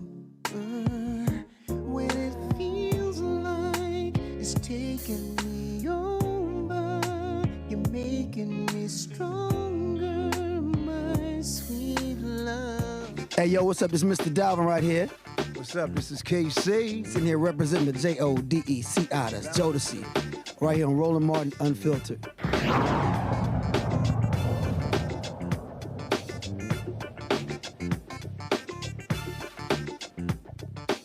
Folks, next week's voters at Mobile, Alabama will choose their next mayor. Barbara Drummond will face former district court judge Spiro Sherigatis in Tuesday's runoff. Now, Drummond has served in the Alabama House of Representatives for the past decade. Before that, she worked in the administration of Mobile Mayor Sam Jones and was a reporter for the Mobile Press Register. She also, when they had the general election, she actually won the most votes, coming in first, but now there's a runoff. Her opponent is outraising her by more than $1 million.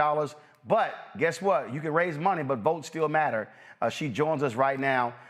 Certainly glad to have you on the show. How you doing?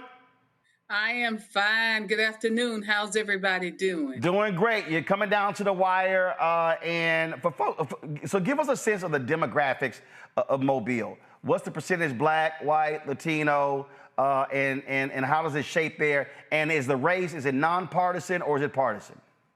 Well, first, the race is nonpartisan, and we have about 51% population African American, and about 47% of those are voting population. So we have a little bit of an edge, and you know, Mobile has never had a female mayor, and in its history since 1702, we've only had one African American. Wait, hold up. Only one Black mayor and no female mayor ever? 1702 is when we were founded. We're the birthplace of Mardi Gras, and it's a wonderful place. So this is the first time. This will be the first time. Wow.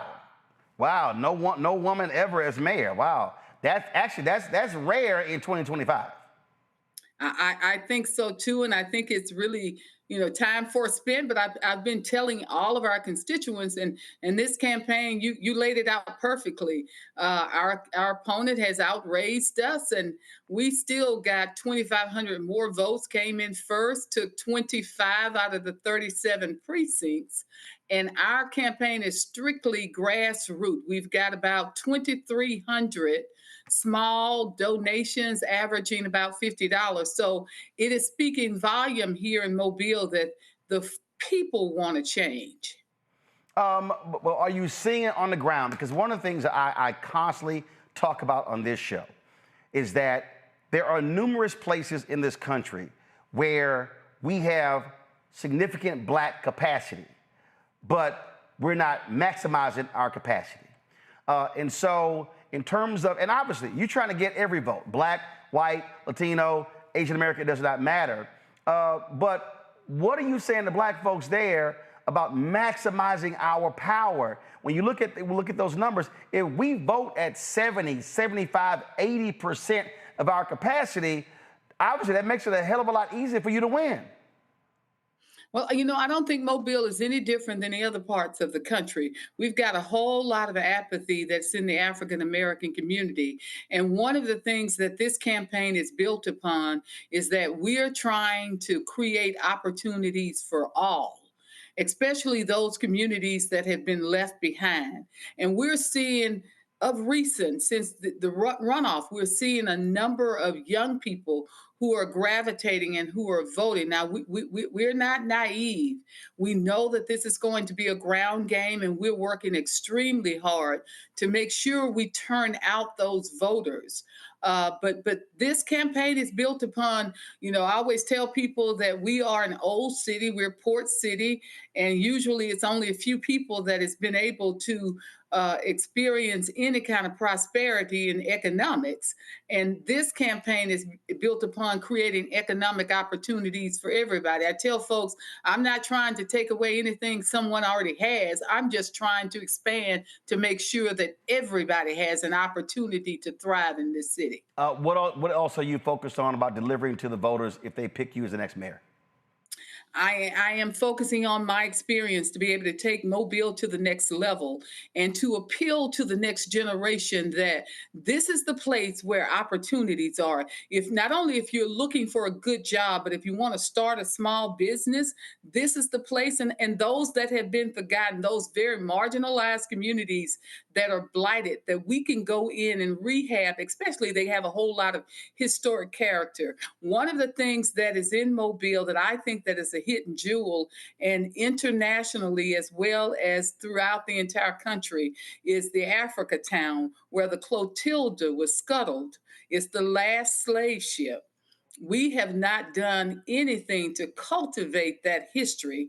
So I am going to create a new ecotourism market, not only creating affordable housing, but telling the story of those 22 African Americans that were on that ship that was scuttled in Mobile Bay. It was the last slave ship. So we've got a lot of story and a lot of storied history from the French to all the way to the Clotilda. All right, questions from my panel. Reese, you're first. Representative Drummond, thank you for being here. You talked about the apathy. How do you plan on really tapping into that, particularly at a time where we're seeing all this gerrymandering, we're seeing all this assault on our civil rights? How do you get people to see the importance of coming out again to vote in this runoff election?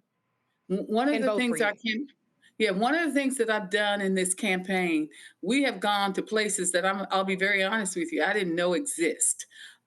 We have been to places that they call underground. We have been to those young people who thought that they were being left behind, and we've shared with them all of the economic development opportunities and workforce development opportunities. And we're giving them a voice. Nobody's ever come to them and said, okay, what do you want from your city? I am one of the first that has gone to many of these areas and asked, what are your voices? Even those who are re-entering society. I came across a man the other day who actually was very elated to vote for me. And he told me, he said, Ms. Drummond, you helped me get my voting rights back. And you will be the first person that I'll get to vote for. So it's one person at a time, and it's one community at a time. We're restoring that hope because this is a wonderful city. And we just want everybody in this city, especially those that are in those forgotten communities, to be able to prosper. Joy. I am Madam Future Mayor. This is what I want to know. Who is supporting you? Well, I have been. What national groups are giving you? What national groups are giving you money? Is Emily's List giving you money? Like, who are supporting you? Well, I am a Delta, so we'll be having a Crimson and Cream fundraiser after I finish this interview. But I've been endorsed and also given fundraisers by former Senator Doug Jones, also by Senator Cory Booker. The Black Mayors Association has also endorsed us, and they're helping us to raise money. Former Transportation Secretary Pete Buttigieg, he is very, very much engaged in this campaign, and not to mention one that is near and dear to me. I have been endorsed by young people who are in law enforcement in our community who represent our homicide unit here in Mobile because they see the need of a new direction in Mobile. So we've been endorsed, but most of all, I go back to telling everybody that when I saw that I had garnered 2,300 small donations, those represent people. You know, in politics, and of course, I serve in the Alabama legislature as a Democrat. This is a nonpartisan race, but I sometimes think that we forget about people and put more in party. And I think that that is helping folks to see that I am one of those that's going to work with everybody. Greg? Thank you, Roland, and thank you, Representative Drummond. It always does my heart good to hear about Africa Town and Plateau and the great Oludade, as he was called in Nigeria, but I think y'all know him as Cujo Lewis. Cujo Lewis. And the Catilda. Right. Yes, ma'am. But I know y'all got here. I can't wait one day to come to Heritage House and be with the Catilda Descendants Association. That story has gone around the world, but I'm confident that you're going to make sure it goes around the universe. I just want to ask you a quick question about the politics, because I don't know anything about it except what I've read. The guy that came in third with almost 20% of the vote, the former police chief, is it true that he and the former mayor had beef, and the former mayor, this lady has endorsed your opponent? What do you think you'll pick up the votes for those who voted for Chief Prine? Or how does the politics of those who finished second and third weigh into this, if any? Well, many of Chief Prime's supporters have already come over to our camp. They're already out there that are helping us. And you're right. You've done your research. There's a whole lot of dispute. The current guy who I'm running against, my opponent, has been endorsed by the current mayor, who the guy who's in third place, he not only had a beef with them, he is actually suing them, suing the current mayor, along with several of our city council members. But again, they're not going over to that camp. They're coming to Team Drummond's camp. Many of them are already over here, again, because they want to make sure anybody can stand up to the man, and I am their best option to do that. Wonderful. Thank you. Well, I was just sitting here, and I came across this Alabama Political Reporter, an independent site. They dropped this here. They said in the Mobile mayoral race, there's one candidate with an actual plan when it comes to crime, saying crime is a top issue. And they say it's you. I think it's me as well. Clearly, and I've been a legislator, locking people up is not the answer. And most of the violence that we have in the city of Mobile is being committed by youth. And one of the things that the current administration has not done very well, they stopped funding any of the nonprofit programs like a Boys and Girls Club, Big Brothers, Big Sisters. We used to have several YMCAs here in Mobile. We're now down to one. And all of these are nonprofits that had programming for young people. So when you ask yourself, what do you have in your city to do for young people? It is no longer here. My administration has a plan to not only create a standing department within city government that will be totally engaged to youth, giving them not only a voice into the process, but giving them access to workforce development, to internships, to mentoring opportunities. And I think that's why a lot of young people are really excited, because I want to build a future for them so that they can be the leaders of tomorrow. I don't want to be just a reactive mayor. When there's a shooting, then I try to find a solution. I want to already be working on that solution and be proactive. In addition, now don't get me wrong, I want to lock up those folks who are repeat offenders, but I do want to make sure that I can stop as many of those young people as possible from even going into the penal system.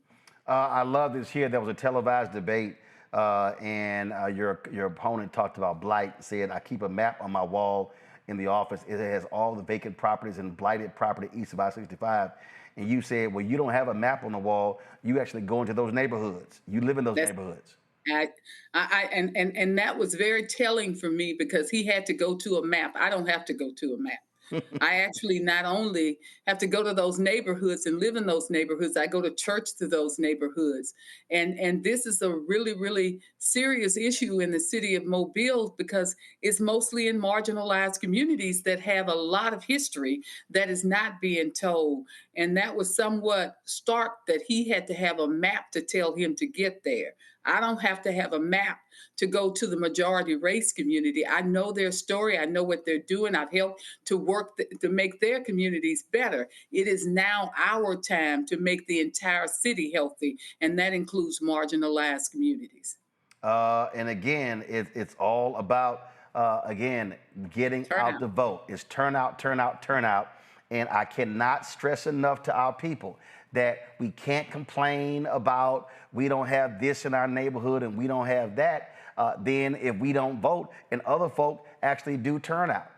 We saw what happened. It was a sister who was running for re-election in Baton Rouge, and a lot of our folk didn't turn out, and she actually lost there to someone who was a football coach, had no political experience whatsoever. And last point, you've been making the point that your experience, your political experience, outweighs your opponent.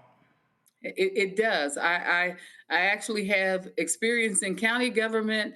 And of course, I worked in the first African-American and the only African-American mayor that we've had.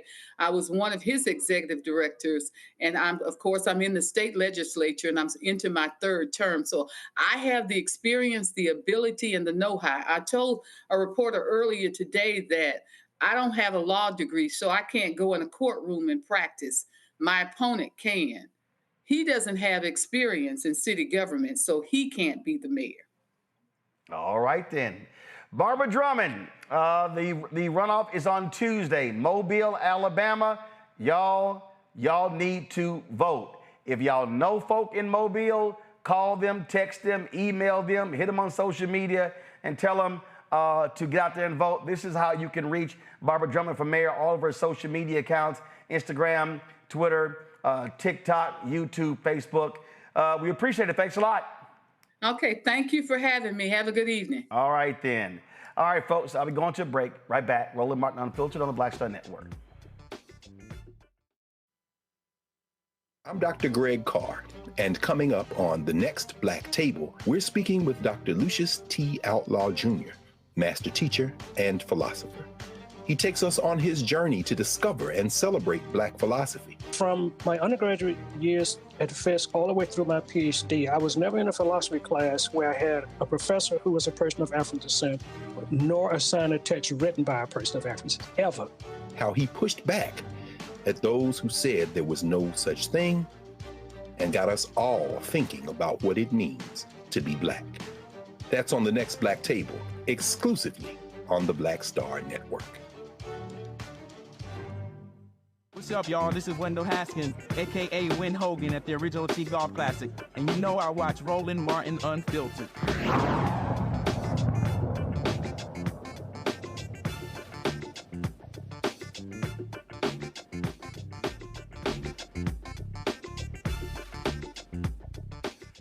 You know what? It's pretty interesting listening to all of these ignorant MAGA people just lie. One of the leading liars is J.D. Vance. And they love saying stuff as if there's no such thing as video.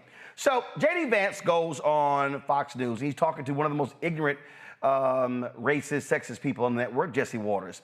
And he says this. I know you've been asked about this before.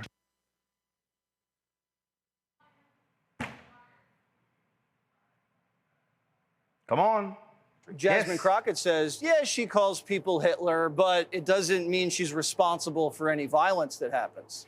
Well, I'd ask Jasmine Crockett, what is it that you want people to do when you call them Nazis? What is it that you want them to do when you call them fascists? What is the proper response when you say that Donald Trump and J.D. Vance and Charlie Kirk are threatening your safety? What do you expect people to do? This rhetoric is completely out of control, and it's part of this entire network of violence that exists on the far left. You dehumanize your political opponents. You fund paid activists to go and harass them and terrorize them. We've had a White House senior staffer just in the past week who has had actual representatives of the Democratic Party going around passing leaflets trying to get his neighbors to harass him and showing people where he lives, where his wife lives, where his young family lives. If that's not political violence, if that's not political harassment, I don't know what the term means. Interesting. He talked about people on the left inciting violence by mentioning Hitler, mentioning fascists. That's interesting. Because when J.D. Vance used to have no facial hair, I recall J.D. Vance saying this. As somebody who doesn't like Trump, myself, the elites were right about Donald Trump, right? I'm a never Trump guy. I never liked him. I can't stomach Trump. I think that he's noxious and is leading the white working class to a very dark place. If I feel like Trump has a really good chance of winning, I might have to hold my nose and vote for Hillary. Terrible candidate. Idiot if you voted for him. Might be America's Hitler. Might be a cynical a-hole. Cultural heroine. Noxious and reprehensible.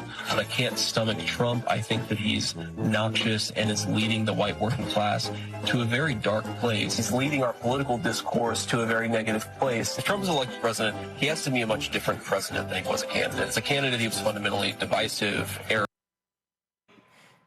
Maybe Crockett was quoting J.D. Vance. If y'all could see the stank face on Reese's face right now, y'all be cracking up laughing. No, Reese, you had a stank look on your face.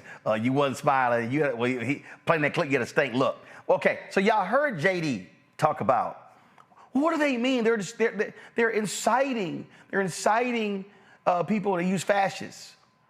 Didn't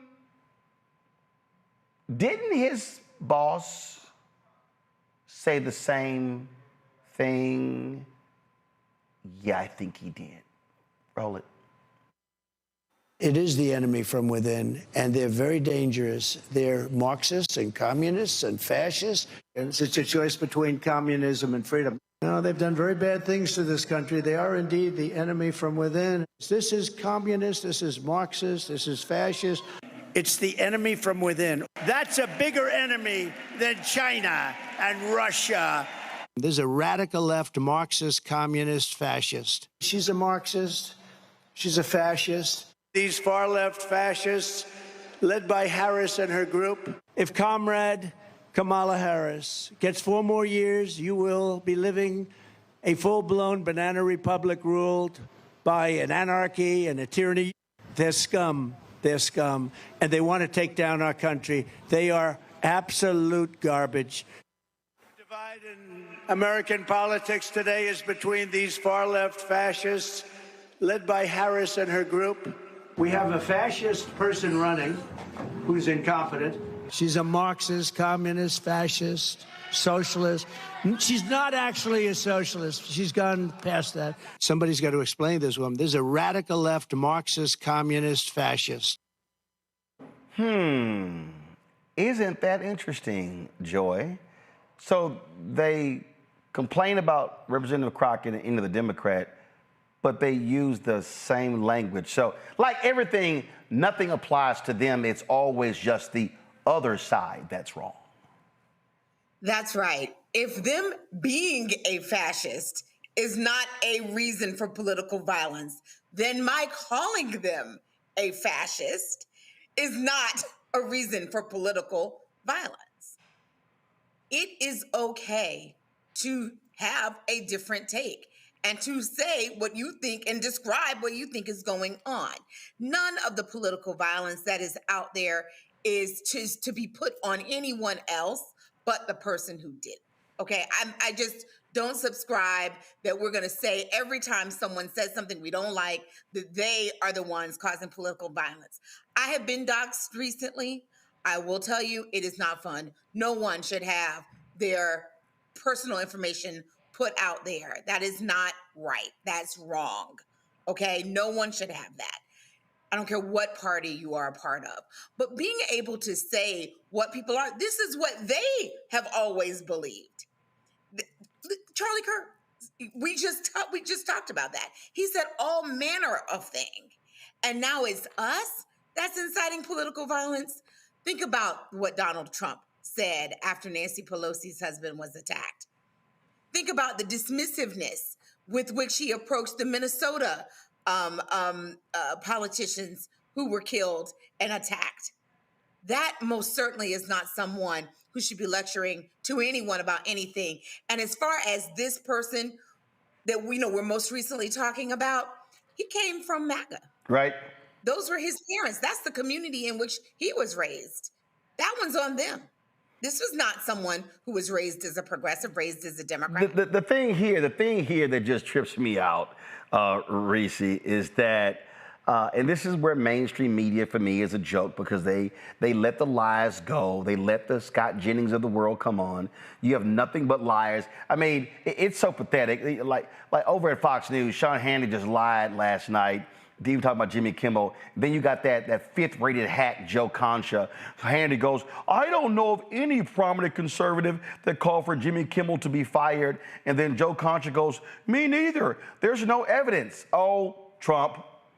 But again, that's what they do. And so it is always attack, attack, attack. And this is why I keep saying, if you're a Democrat, stop trying to play a civil, nice, my dear colleague, the honorable so-and-so. No, you are in a fight. You are in a battle-rama. There are no rules, so stop playing like there are rules, because you're dealing with people who do not care, who will lie, cheat, and steal to win. Yeah, I mean, Republicans want to have a conversation about who says what more. They want to have a conversation about what ideology is more violent, knowing damn well they're the more violent ones. That's why they had a report taken down from the DOJ that called out white supremacist extremism and violence and its impact on the United States. And so this is having the conversation on their turf. They don't want to talk about gun control. They don't want to talk about mass shootings and how not banning assault rifles is leading to the proliferation of mass shootings, including at schools and at churches and other things. They don't want to have a conversation about the Epstein files, which they're trying to bury. They don't want to have a conversation about this impending budget showdown in which they're willing to shut down the government to deny healthcare subsidies for people who have Obamacare subsidies.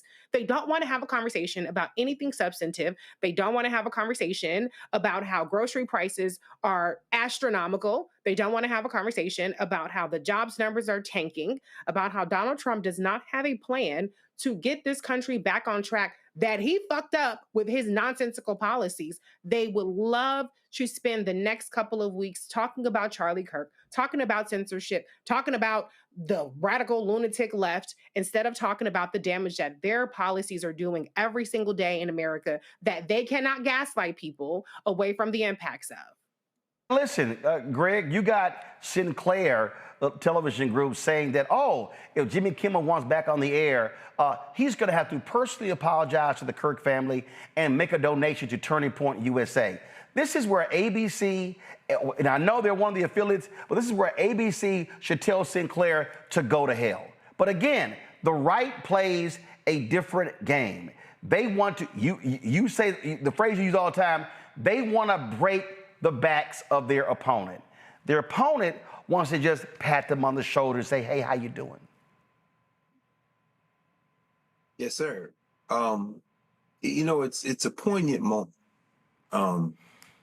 We might even want to thank these rabid white nationalists for forcing this country. I mean, how many times have we all said in one form or another that they took civics out of high school? We don't learn civics. Well, now the whole country is getting civics lessons. They're understanding continuing resolutions, rocket dockets in the Supreme Court, all kind of civics education. Mm-hmm. But the one lesson that black people, the one lesson that black people don't need to be taught, but well, maybe there may be some exceptions, I don't know, but I won't go into that. That was early in the show. Is that, this country is not a nation. And so the mass news entertainment media is owned by people who are also soft white nationalists. So ABC, NBC, CBS, certainly ABC at this point, ABC Disney has just unveiled themselves as CBS. It's not only that they're not going to stand up, for all intents and purposes, they go along with this stuff. This is the propaganda that they kind of go along with. So the only way you can respond to these people now is to punch them dead in the face. And I'm talking, of course, about symbolically, rhetorically, politically. So when they say to Jimmy Kimmel, they say, well, Kimmel, you apologize. If he apologized and wrote a check for every penny he's got in the bank, it wouldn't be enough. Then they'd say, we still not putting you back on. We've made an example out of you. Jimmy Kimmel, if instead he said, not only am I not going to apologize, I'm not going to honor the remaining year of my contract, and I'm going over there like Mehdi Hassan did, and I'm going over with Colbert. We're going to be bigger than all of y'all because legacy media is about to die. Oh, see, their thing now is we are going to, as we heard earlier, control the whole mass news entertainment media. The Ellison's going to buy all this stuff. Then they're going to buy the movie house that they can, Paramount Global. They'll take over the film. They get CNN. But guess what? What if we say, you know what? Why don't y'all go and do what y'all going to do?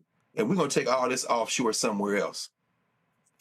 As long as they can generate some platform to keep their base mollified, keep them coddled, they think they can continue to whistle past the graveyard of demographics and politics. But you keep saying this, Roland, and we organize, we go out here and organize to our strengths and our numbers, this whole thing goes away. It's incredibly short-sighted. I agree with what Eric Swalwell said today when he was saying whether or not the Democrats would do it or not, they got to find some teeth to do it. But he said, all you people that are doing all this work for the FBI and all this other stuff y'all doing, y'all make sure y'all save y'all emails and save your records, because in a couple of years, less than 2 years, you're going to be in here before our committees, and we're going to have some questions for you, and maybe that'll lead to something else. Donald Trump, you may not live to go to jail. Pam Bondi, Propaganda Barbie, doggone Christy Nome, Mr. Cash Patel, we do what we supposed to do. You put them guys on Front Street, and damn ABC, damn CBS, damn the broadcast networks.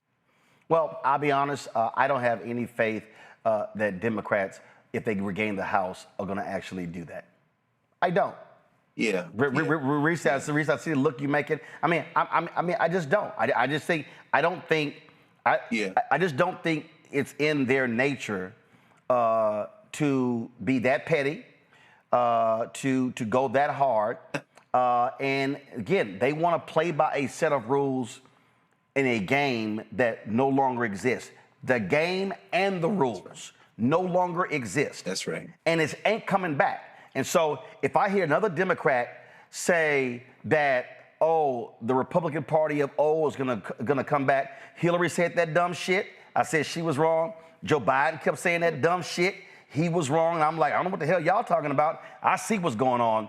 But that's what's happening. So I'm telling you right now, folks, and this is why I keep saying, and again, all y'all people who run y'all mouths, no, this ain't about no Democrat shield. We fight for black folk here, and we see what's going on here. And so here's what I'm saying. If you got some weak-ass Democrats who ain't ready to swing, primary their asses and boot them out. That's right. Because if you need folk who are going to swing. The reality is, and I'm going to go ahead and say it, they are the largest caucus in the Democratic Party. But I'm sorry, the CBC don't go as hard as the Freedom Caucus does. And they're twice as large.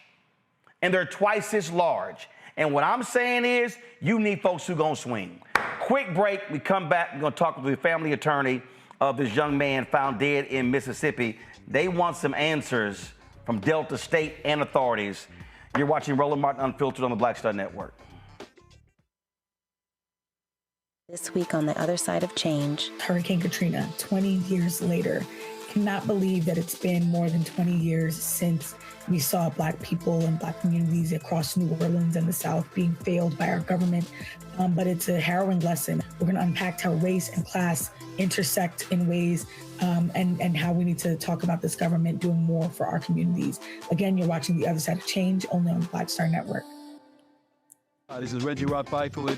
You're watching Roland Martin, unfiltered, uncut, unplugged, and undamn believable. You hear me?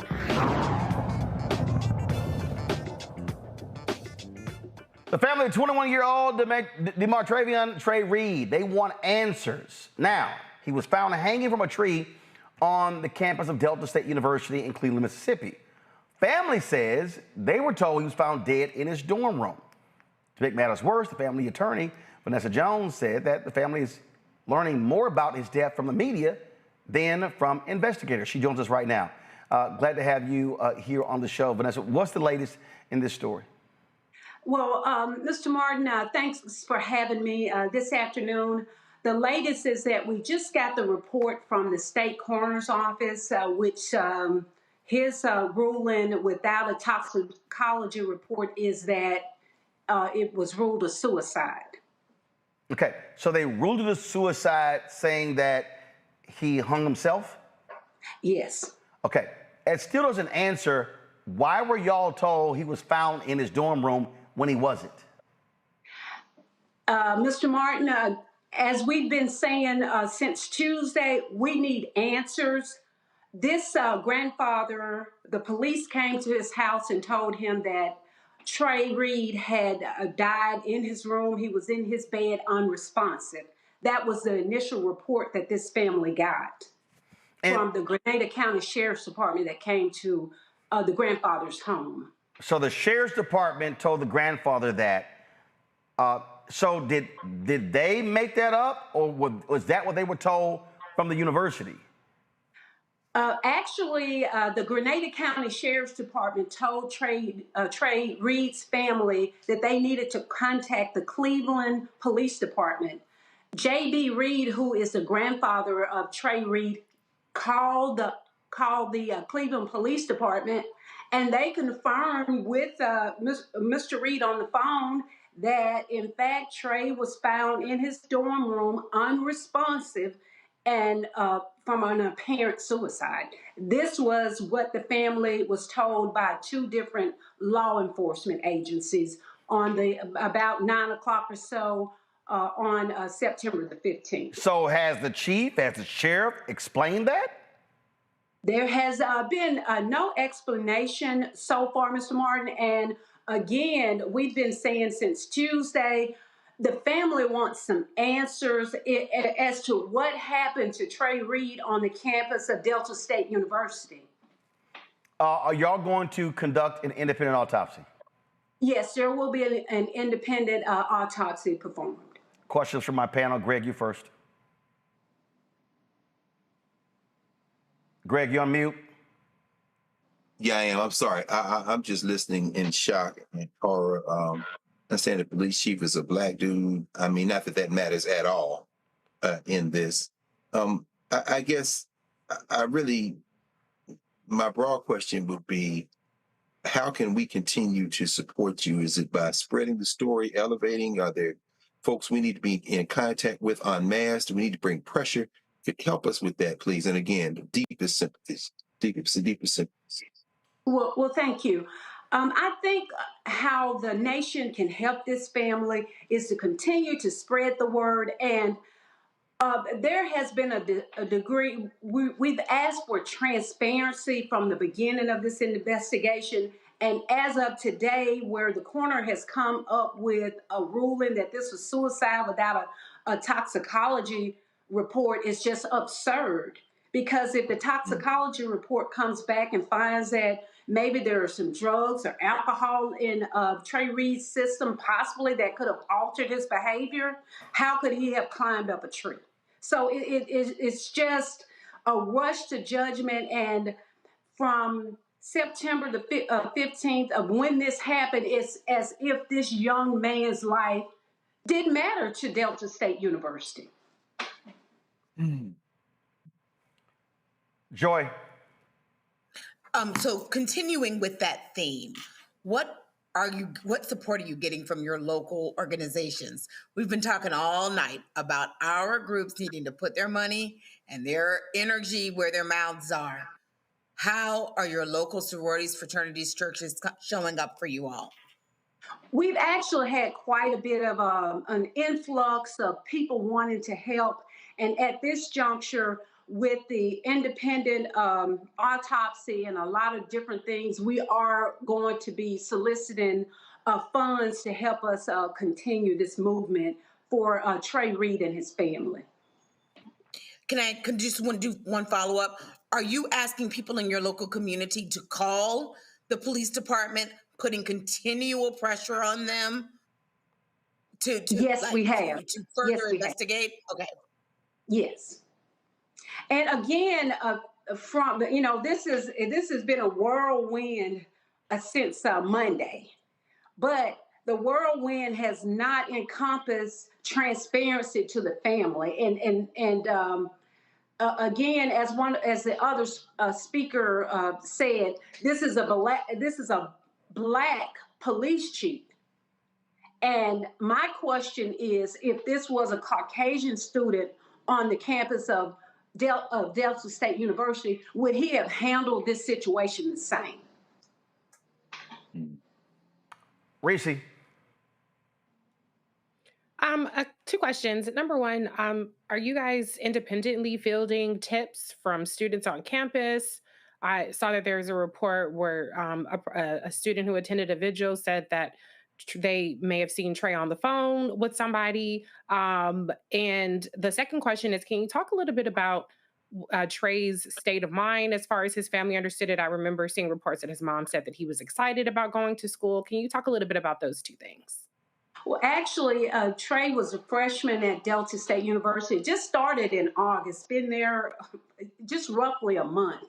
But Trey was home in Grenada, Mississippi on August the 27th for his sister's birthday. And he was his usual jovial and happy self. And 2 weeks prior to that, he was home for the local town celebration that they call Grenada Day. And he again was his fun, loving self that he's been known for. And the family's question is, he was fun, outgoing. When they sent him to Delta State University, what happened in that short period of time? Mm-hmm. Well, it is certainly a story that deserves answers, and I certainly hope you and the family get those answers. Vanessa Jones, certainly keep us abreast of what happens. Thank you so much. All right, thank you so very much. That is it for us. Reese, Greg, Joey, I appreciate y'all being on today's show. Lots that we covered. There was stuff that we wanted to get to, but we didn't. Tomorrow, the president of Houston-Tillotson College will be joining us because they got the news earlier this week of what a $150 million donation to the university. And so look forward to having her on the show to talk about that on tomorrow's show. Plus, Ezra Klein did an interview with Ben Shapiro. And I take some exception to some stuff, but I'm going to have to unpack that thing on tomorrow's show. So look forward to doing that. Folks, if you want to support the work that we do, join our Bring the Funk fan club. The goal is to get 20,000 people contributing on average $50 each a year. That's $4.19 a month, 13 cents a day. Your donations go to support this show, support the other shows that we have, the new shows that we're launching, the new products that we're launching. There's a lot going on, and so we're looking forward to that. And so if you want to support our work using Cash App, use the Stripe QR code. You see it right here, the bottom left-hand corner. That's the QR code for Stripe. And of course, if you want to use credit cards, use that as well. PayPal is R Martin Unfiltered. Venmo is RM Unfiltered. Zelle, Roland at RolandSMartin.com. Roland at RolandMartinUnfiltered.com. Checks and money orders, make it payable to Roland Martin Unfiltered, P.O. Box 57196, Washington, D.C. 20037-0196. Of course, if you want to download the Black Star Network app, Apple phone, Android phone, Apple TV, Android TV, Roku, Amazon Fire TV, Xbox One, Samsung Smart TV. If you want to, of course, get my book, White Fear, How the Browning of America is Making White Folks Lose Their Minds. Available at bookstores nationwide. Get the audio version I read on Audible. If you also want to get our Roland Martin Unfiltered swag, like the shirt I'm wearing right here, Resist 47. You can get this shirt or the other shirts, hashtag Black Owned Media Matters. Of course, that Howard Wesley, how you does not redeem how you live. Yeah, we got that shirt. MAGA chose between woke or broke. They chose broke. And then don't blame me, I voted for the black woman. Get those shirts and other products right here at shopblackstarnetwork.com. If you want to support the black-owned products, I have to my right here. You see all of these products here. We got lots of products. We've got leafy toilet paper. We got HBCU shirts. We got backpacks. We got, come on, switch the camera. Let's go. Come on. This should have been already set up now. Come on. All right, so we got all kind of products. We got sauces. We got candles. We got all this stuff right here. And so if y'all want to support these products, again, go to shopblackstarnetwork.com, shopblackstarnetwork.com to do that. And of course, don't forget, download the app Fanbase. Download the app. And if you want to invest in Fanbase, go to startengine.com/Fanbase. startengine.com/Fanbase. All right, folks, that's it. I'll see y'all tomorrow right here. Roland Martin Unfiltered on the Black Star Network. Holla!